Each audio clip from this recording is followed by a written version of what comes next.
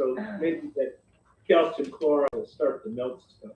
So you're not seeing any relief then? Oh, well, no more snow. It's just, what is, we call them Alberta clippers. Okay. The jet stream dips precipitously south. Yeah, but we got our white Christmas. Congratulations. I have a brother in Louisville, so I have a nephew in San Marcos and a brother in Louisville. Wow. Wow. Connections. Good morning, everybody. Good morning. Welcome to the faces I haven't seen here before. Welcome, Will. It's nice to see you. Carl? Yes, I'm his wife, Diane. Diane? Yes. It's a pleasure. Morning, Greg.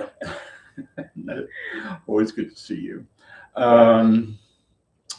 Greetings to the folks I can see on Zoom, and greetings to the people I cannot see on YouTube and Facebook. Merry Christmas. Happy Hanukkah. Joyous Kwanzaa. Festivus for the rest of us. It's good to be here this morning. Today, it being Christmas, I thought I would talk about Jesus and Buddha and the relationships between the two bodies of teachings. And I'm going to do that by way of a kind of a book report on Thich Nhat Hanh's book, Living Buddha, Living Christ. And with commentary from a tricycle article by Philip Novak, who's a professor of philosophy and religion at Dominican University in San Rafael, California. So we will get to that. But first, let's meditate. So I invite you to find a comfortable meditation posture. One in which we can be alert and awake at the same time.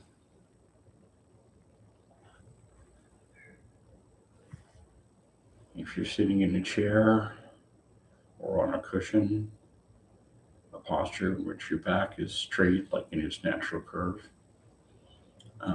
but not rigid and tense.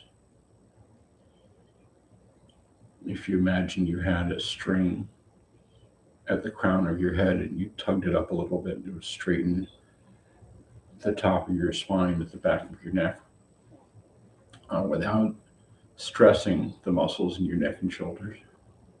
You tuck in your chin a little bit, that also straightens up.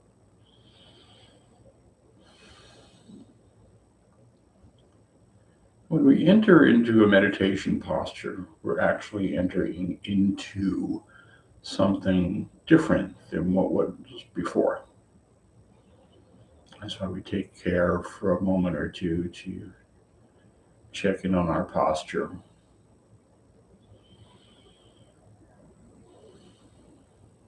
Relaxed and alert.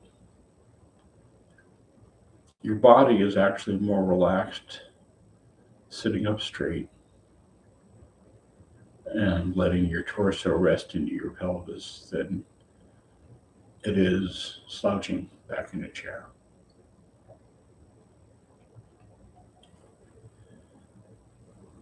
So I invite you to just look down the length of your nose and lower your gaze, and that will relax the muscles around your eyes.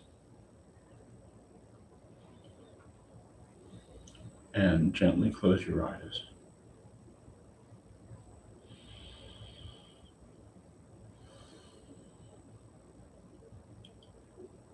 And let's become aware of the touch points.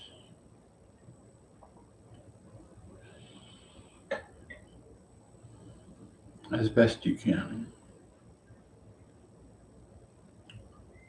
Being aware of the sensations of your feet or your legs touching the floor.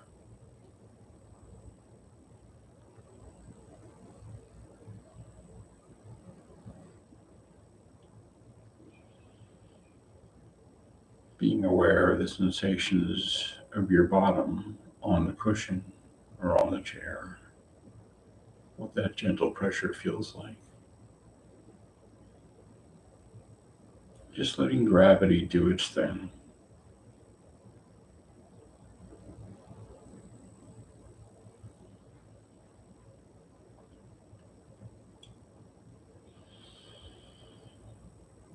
Being aware of the sensations of your hands resting in your lap.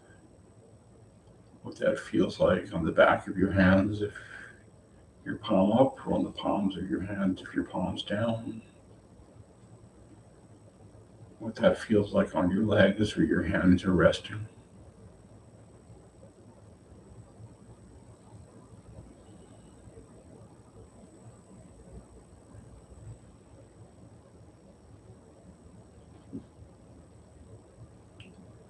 Noticing the quality or temperature of the room around you, what that feels like.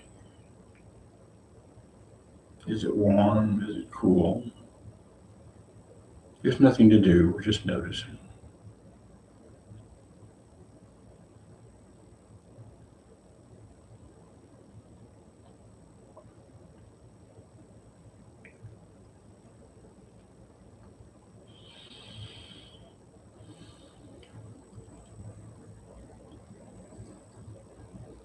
And let's take a few long, slow, deep breaths, about 3/4.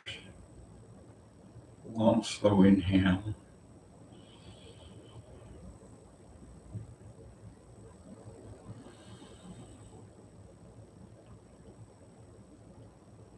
A long, slow exhale.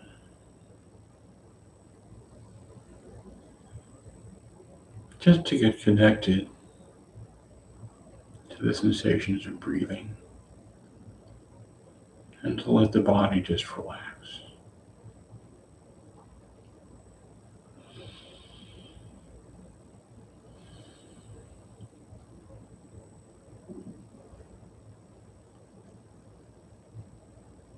A couple of long, slow, deep breaths.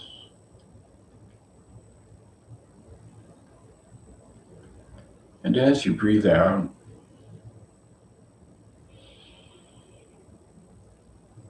just begin the process of relaxing and softening to whatever degree you can. We're not trying to make anything happen. We're just making a space to let things happen.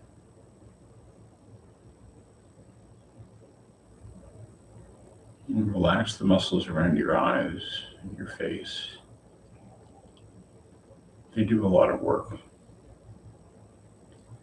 Just letting your face and your facial muscles just sort of hang.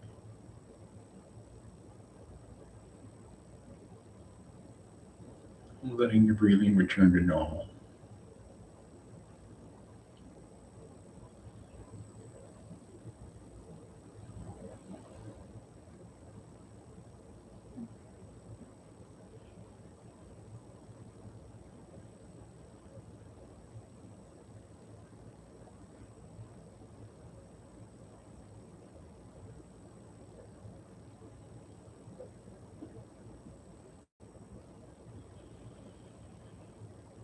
And as you exhale, continuing to just soften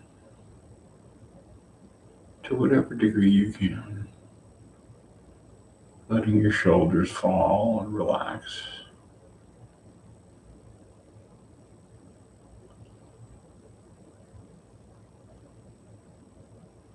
Letting your stomach soften.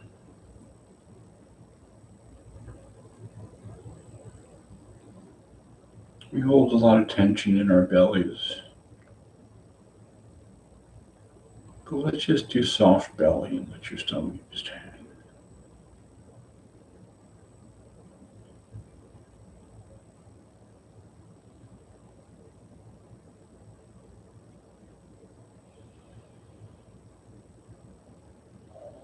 Releasing whatever tension or holding you may notice in your legs or your torso.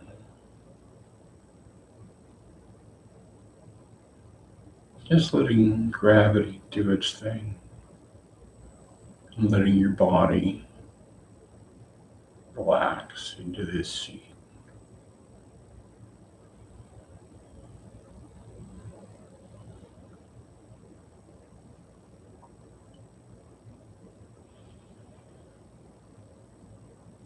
And as you breathe out, to whatever degree you can, just relax and quiet the thinking muscle of the thinking mind.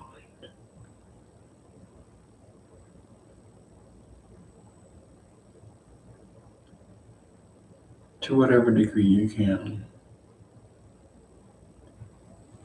There will continue to be thoughts and noise in the head. We just sort of let that go without turning towards it or getting involved in the content, whatever the thought stream is doing in the moment.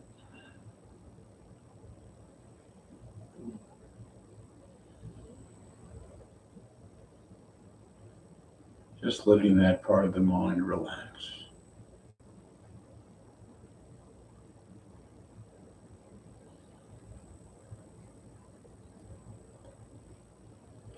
To whatever degree is possible.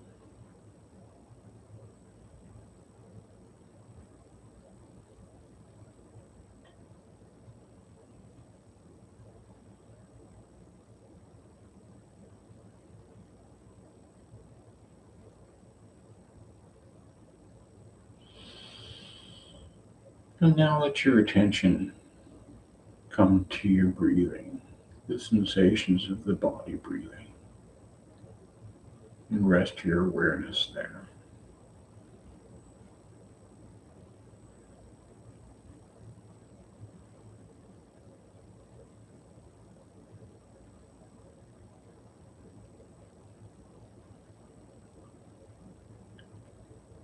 Some people do this by focusing on the sensations of the breath moving in and out of the nose.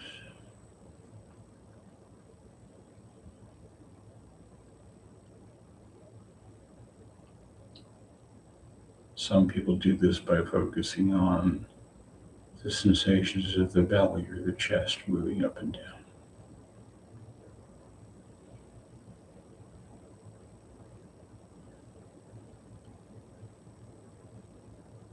And some people focus on more of the global experience of the sensations of the body breathing.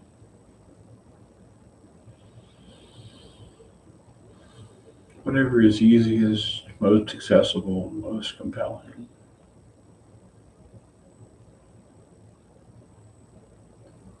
Just let your focus and your awareness rest on your breathing, on the sensations of the body breathing itself.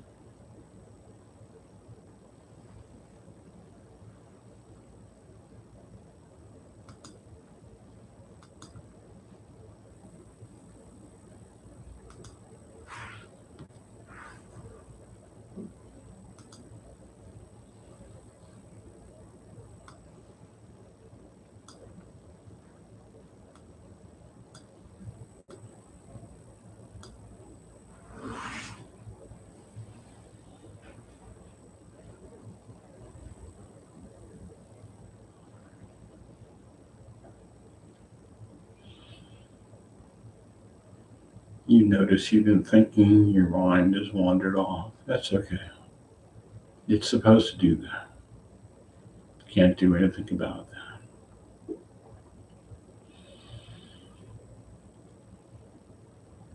All good. When you notice Just gently slide your attention back to the sensations of the body breathing. You may get a breath or two before your mind wanders off. It may be more sustained. You can't do this wrong. The doing it is the doing it.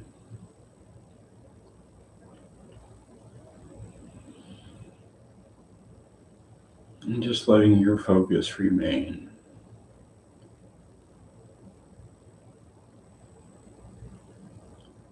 on the sensations of the body breathing in and out.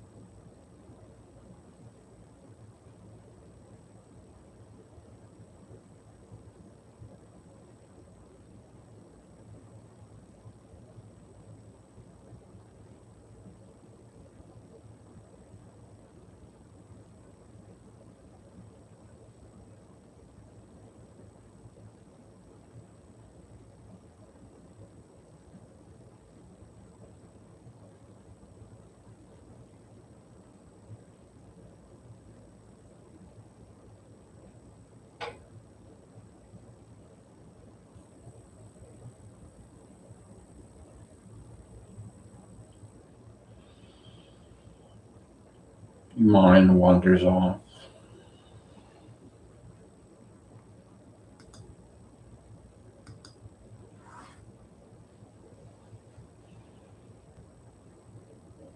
Your mind wanders off, which it does.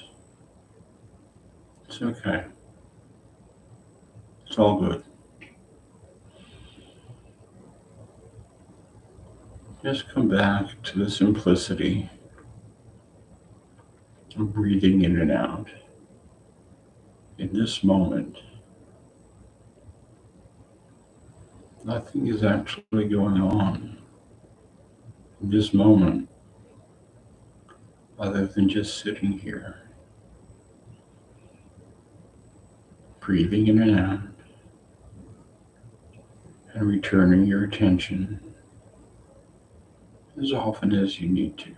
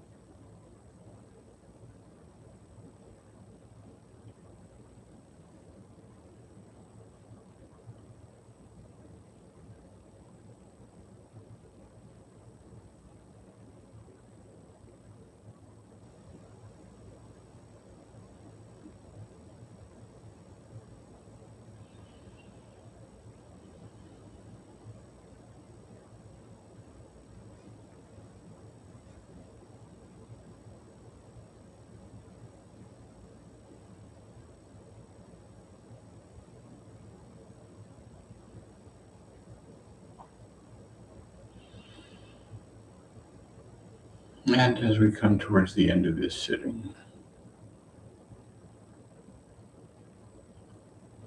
I invite you to notice just the simplicity of being in the present moment.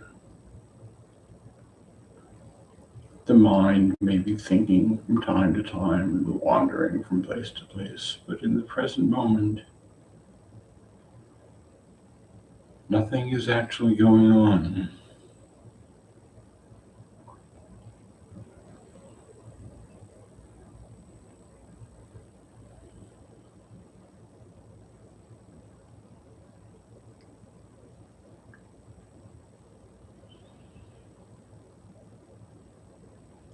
And I invite you to be able to return to the present as you walk around through this Christmas day. Whether you're spending a quiet day or whether there's a lot of children and family and tumultuousness. Just to be present with the present.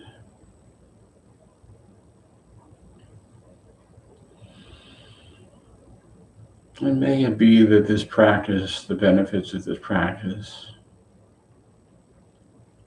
enable us to be a little more calm, a little more centered as we move around and view the world through kindness and compassionate eyes.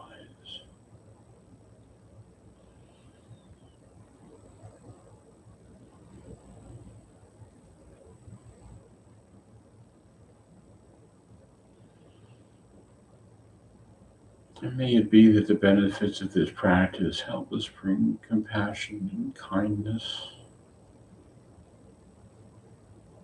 into our households, into our communities, into the towns around us, into our interactions with people in our households, the person ringing you up at the store. May we walk around in peace and kindness today.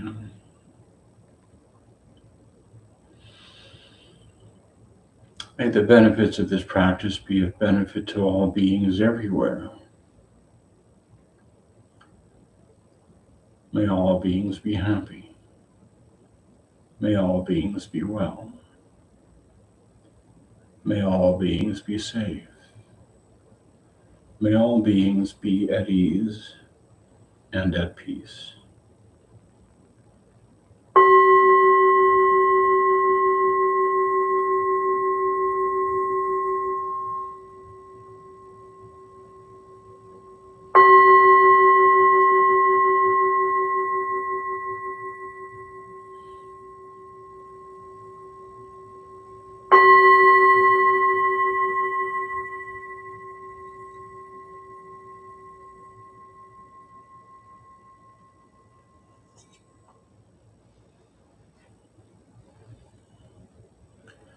Thank you for your practice. As usual, I put the usual information in the Zoom chat. The links for how to reach these Sunday sessions, links to my website, information on how to reach me. I am available to talk to you about your meditation practice or whatever individually, and my contact information is in the Zoom chat. It's also available on the Facebook page and on my website. And there's also a link to a donation if you feel so inclined. You are absolutely not asked or required. I do this for fun and for free. So as I said before, today being Christmas, Merry Christmas, Happy Hanukkah, Happy Kwanzaa, Festivus for the rest of us. If you know what that is, that dates us all. I thought I would reflect on Jesus today because it's Christmas, and offer that as a reflection on Thich Nhat Hanh's book, Living Buddha, Living Christ, which is a very eloquent meditation, I think, on the bridge between the two bodies of teachings. And I'm also drawing on an article from Tricycle Magazine by Philip Novak, who's a professor of philosophy and religion in San Rafael, California. Jesus and Buddha and Zoroaster and, Muhammad, you pick your prophet of the day, they're basically pointing to different paths up the same mountain, pointing to the same thing, the path to salvation. And the rest is, at least to me, kind of semantics. And in doing some reading and research for this talk, I came upon Pema Chodron, the great Buddhist teacher, who said, if you want to hear the Dharma, you can hear it from many different places. But you are uncommitted until you actually encounter a particular way that rings true in your heart and you decide to follow it. Then you make a connection with that particular lineage of teachings and that particular body of wisdom. That was true for me. I explored Taoism. I dabbled a little bit with Christ. I was really into Tibetan Buddhism for some period of time. My connection to the Dharma started when I read a book on Zen. Really before that, when I read a book by Alan Watts called The Book on the Taboo Against Knowing Who You Are. But when I just discovered Vipassana and the insight meditation tradition, that rang for me. Still does. So I appreciate Pema's wisdom with that. And I also came upon what I think was a really cool quote that applies to this by Rumi. He said, "Love the picture less, love the water more." Jesus and Buddha were vehicles for a body of wisdom. And there are certain elements that they both spoke to. Elements of understanding and compassion and love and kindness, generosity, honesty, patience, forgiveness, justice, healing. These are transcultural. They don't belong to any one religion. And if you strip away a lot of the baggage and institutionalizations and come to just the teachings, this is what you come to. And Thich Nhat Hanh emphasized mindfulness as the way to enable us to practice these principles. Mindfulness, may be a Buddhist term that was gaining more traction in the West, but it simply means sustained attention and presence. And mindfulness helps us see when we are and are not living to the ideals of love and compassion and generosity. It helps us not turn away from difficult experiences that call for kindness and generosity and patience. And Novak said, when these things are present in two or more people gathered in Jesus' name, you have a church, a community guided by the Holy Spirit. When listening, understanding, or prajna in Pali, and love, karuna, also in Pali, are present in two or more people gathered in Buddha's name, you have a sangha, guided by mindfulness. So mindfulness, Thich Nhat Hanh wrote, is very much like the Holy Spirit. Both are agents of healing. It's worth noting that, both Jesus and Buddha have died, but they were bigger than death. Death could not contain them. They live on in anyone who tries to follow their example and embody the understanding and practices of peace and compassion and love. Thich Nhat Hanh thus finds a remarkable agreement between the processes known as Christian salvation and Buddhist liberation. Both call on us to live by the principles of the path to the divine or to awakening, depending on the language of your chosen path. Thich Nhat Hanh also tells us of a Christian friend who describes prayer as resting in God. I like that. It's very similar to mindfulness, which is resting in the Dharma, resting in the present, taking refuge in the Buddha. Prayer and mindfulness are both exercises in being present in the moment.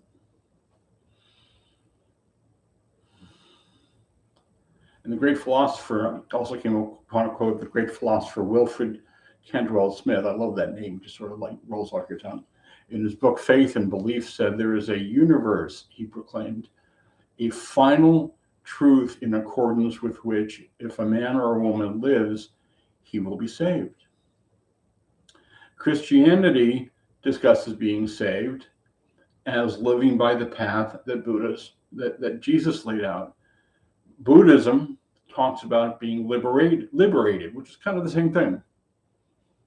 Following the path that Buddha laid out, the Four Noble Truths and the Eightfold Path.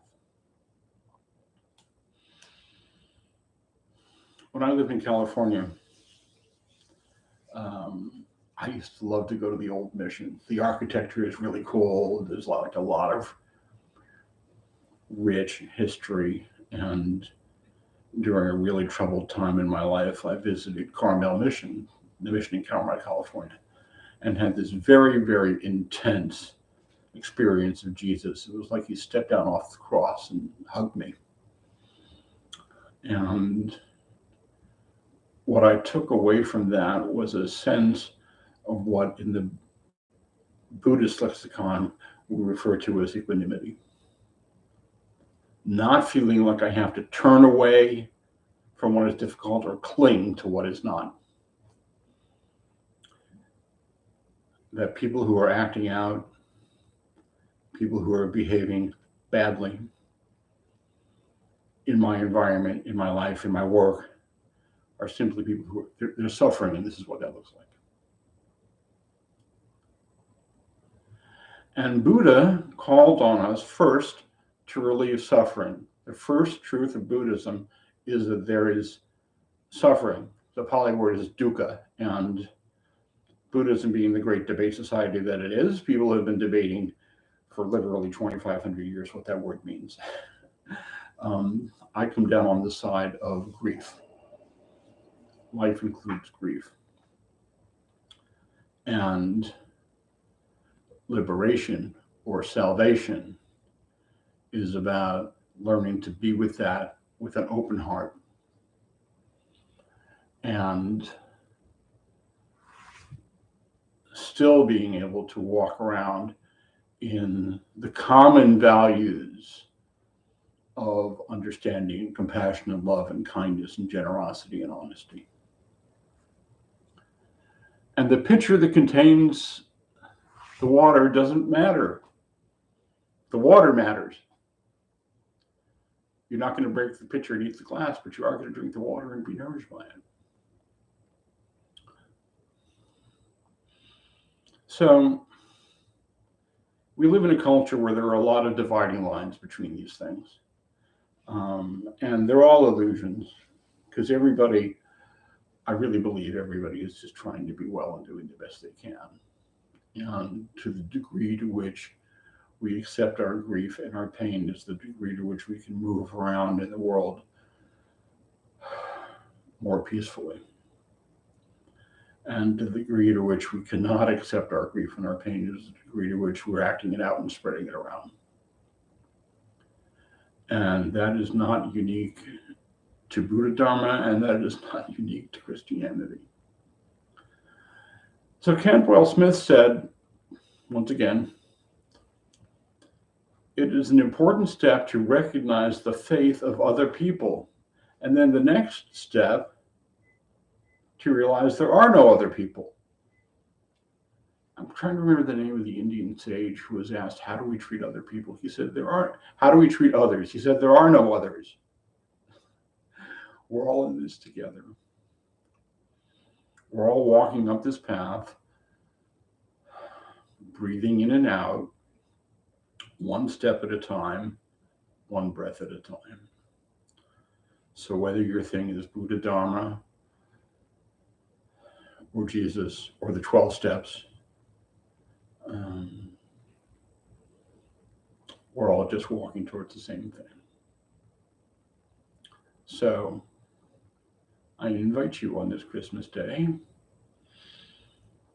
to be kind and gentle with yourself first,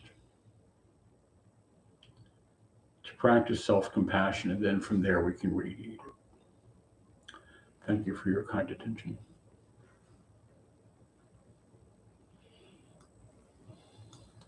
Any comments, questions? Can go back to being a cab driver. I was a cab driver for a while, and I was a shrink for a while. They're not that far afield. You'd be Thank you, surprised. Ken. That was very nice. Thank you. Glad you're here, Will. Nice to see you. Yes, thank you very much for offering this. It's a wonderful way to start off today. Let's have a gentle day. You don't have to eat anything you don't want to eat. Even if your 3-year-old niece bit your hand last year, you can still be nice.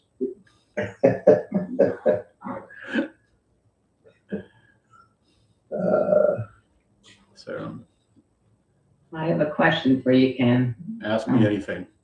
Thank you very much for that. I appreciate that teaching.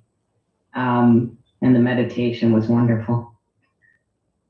So, yeah, when I was a child, my mom was Jewish, my dad was Christian, my babysitters were Mormon. You know, I was exposed to a lot of different religions, which was a good thing. It opened my mind, and I was always exploring different. And after many years, I ended up finding Buddhism, but I still have some, you know, some of those memories and some of that baggage from when I was a child, and you know, they would give me the body of Christ and I didn't know what to do with it, so I stick it in my pocket and the priest would yell at me and scream, demand I give it back, and things like this would happen. It just gave me these very bad feelings about those religions because I associated it with those types of behaviors from that guy had issues. People who call themselves Christians but don't always follow the teachings of Christianity. Yes. Or the teachings of Judaism. I've been yelled at by my Jewish relatives as well for putting meat on a bread plate, for example. Yeah. So it's hard because I feel like many of the people who say they follow these religions don't always follow the teachings, and it's hard to disassociate that those behaviors and those memories from the religions themselves. So how would you recommend going about that, I guess? What do you need to take care of yourself? That's the fundamental question.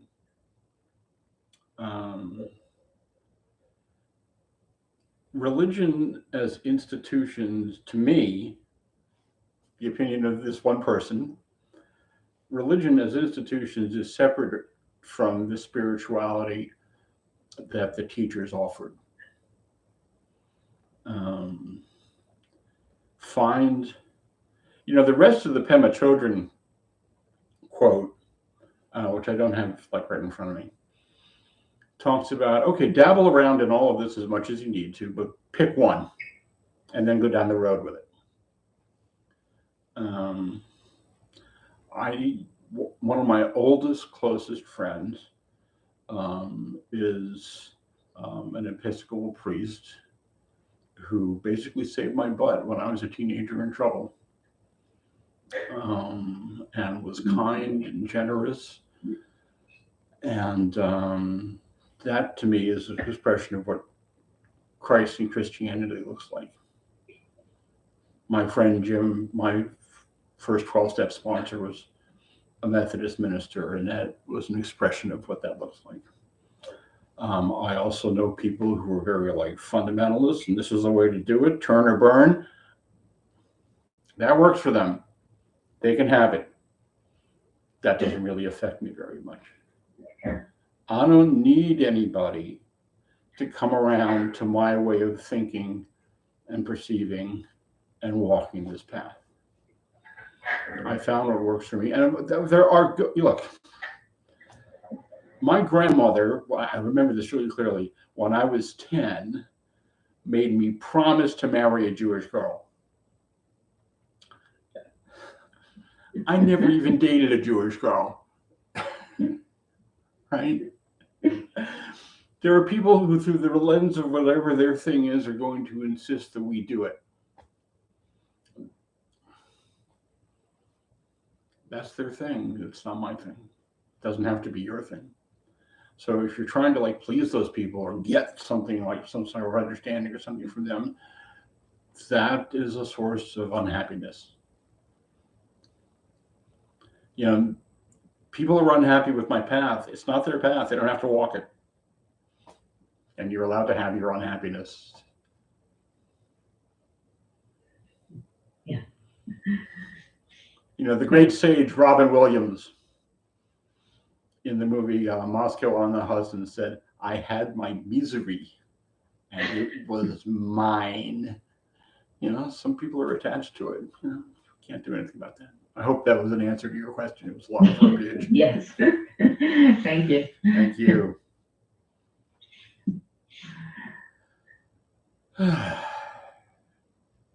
Anything else? Well, further to that, I'm sorry, I didn't hear that. You cut out for.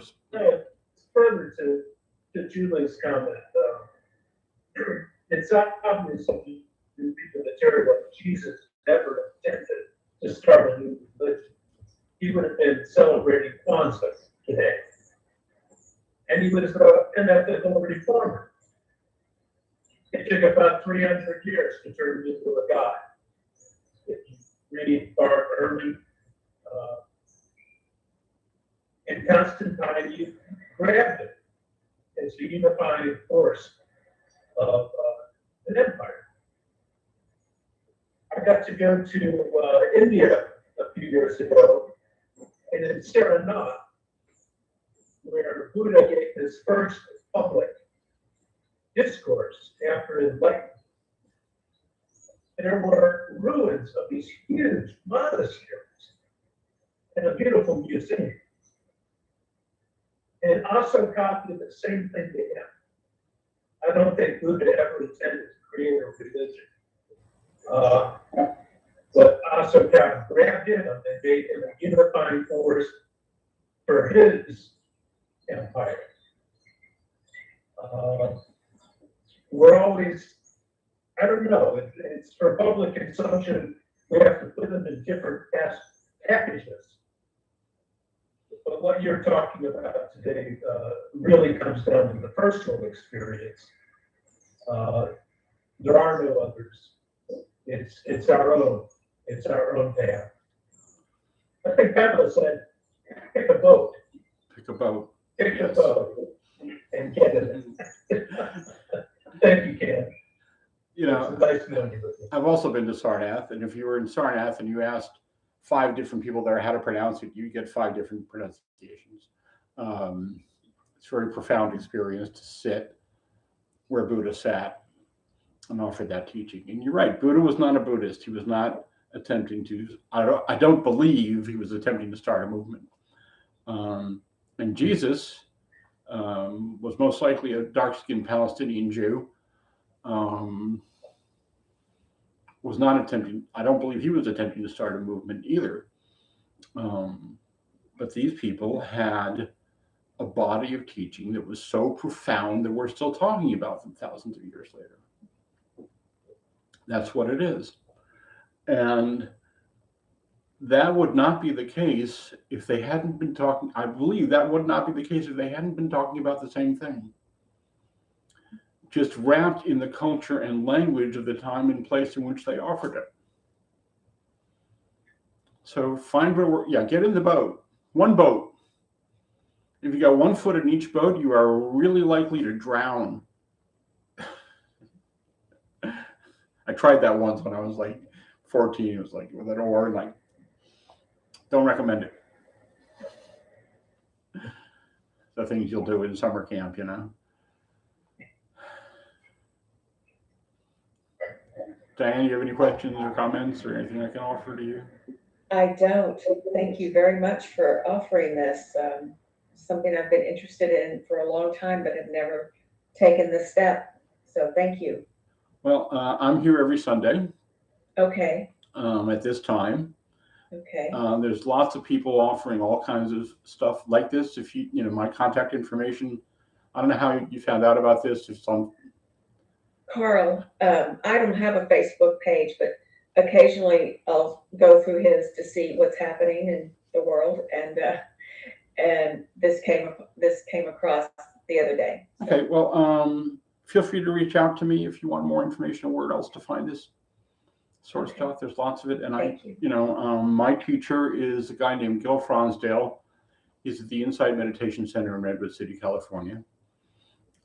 He teaches every morning at 7 o'clock California time on YouTube, and I usually catch the one from the day before because that's late in the day, and I like to do it early. But there's a lot of people offering a lot of this stuff online. And as I said, I'm here every Sunday. I hope to see you again. Okay, that'd be great. Thank you. Will, any questions, comments? No, just really enjoyed it. Such a good feeling. It's funny because I was meditating earlier this morning. I woke up very early and was having trouble getting back to sleep. So I meditated, and my mantra this morning, which I've never done before, was, "It's not going to work." And it did. And it depends on what it working actually means, so thanks for that. Enjoy the day, y'all, and see you next week. Merry Christmas, everybody. Thank you. Merry Christmas.